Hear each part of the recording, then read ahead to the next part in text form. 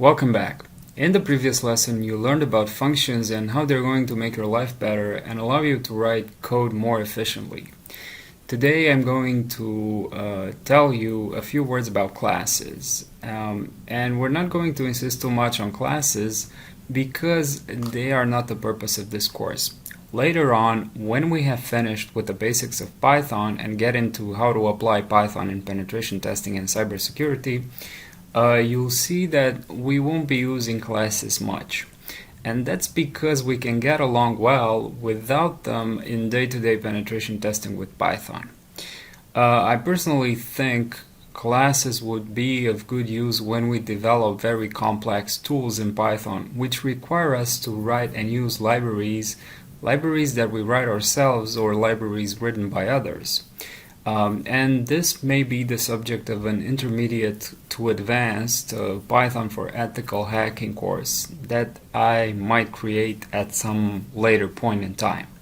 Now, that being said, I do encourage you to study Python classes individually, and I will provide a couple of starting points in the mandatory readings accompanying this video.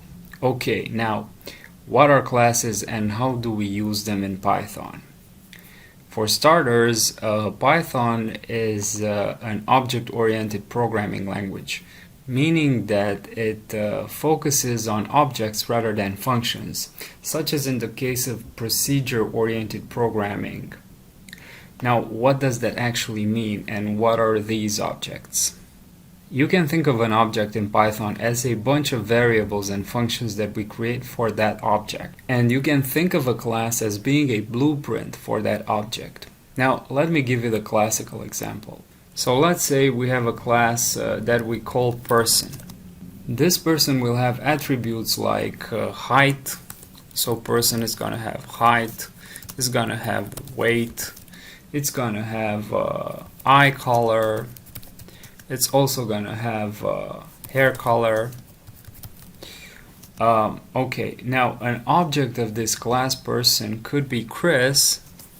Okay, so an object of the person class could be Chris, who is 5'11", weighs 150 pounds, has blue eyes, okay, and has brown hair. Alright.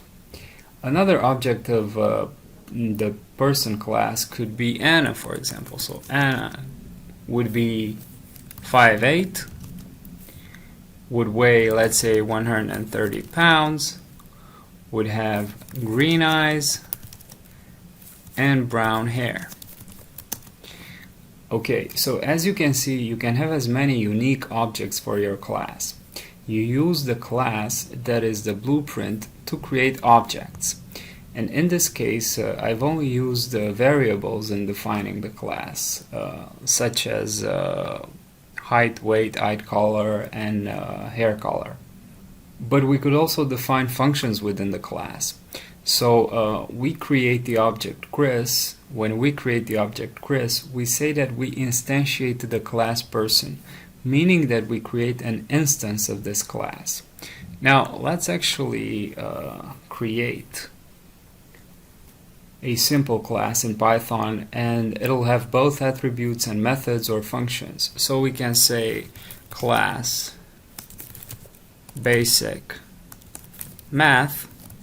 Alright, so we create the class with the word class followed by the name of the class according to the cap words convention. In this case, each letter of a new word in the class name is being capitalized. So we have basic with capital B and math with capital M. Okay, so we have the class created. Now let's add three functions that this class will be able to perform. So we'll say def summing self a b. When defining functions inside classes, the first parameter will always be the word self. Please read the mandatory readings accompanying this video to better understand this. So our function will sum a and b, and we learned to do that previously. So we'll simply say return a plus b. Okay, let's also give this class the power of multiplication. So we'll say def multi or multi self again a b colon return a times b, and also the ability to raise to the power. So we'll say def raise it self a b, okay, and this will return a to the power of b. Alright, so we have the blueprint, we have the class defined. Now let's create objects or instantiate the class. So we can say first calc is going to be an object of basic math. Okay, and now we can call the methods within the class by typing the following. So we'll say first calc underscore, let's say we want to multiply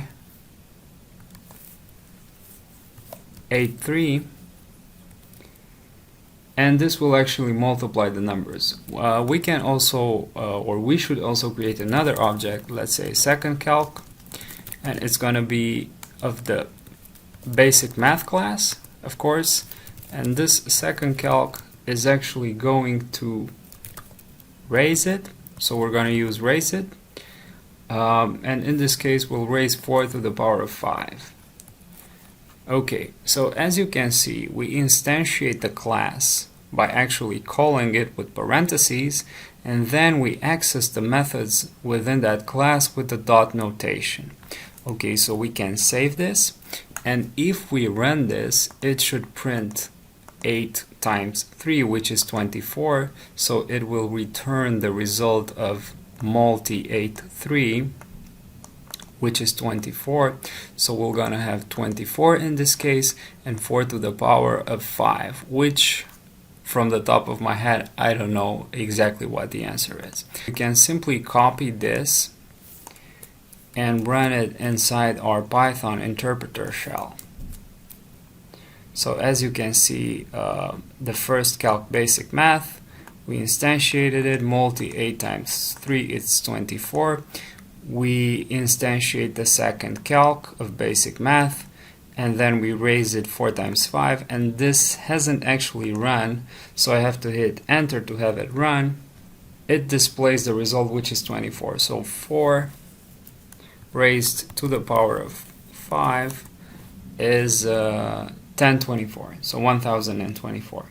Now obviously this is just a basic and rudimentary example of classes and objects, but it really well boils down some of the most important concepts you need to know. Classes can be much more complex than that. We can have multiple methods and variables, and we can have inheritance also, just to name a few. But since we won't be using classes too much in our introductory dive into Python for ethical hacking and cybersecurity, I'll leave it to your discretion to study the mandatory readings accompanying this video should you want to get deeper into this topic. And with that being said, this is all for this video, and I will see you in the next one.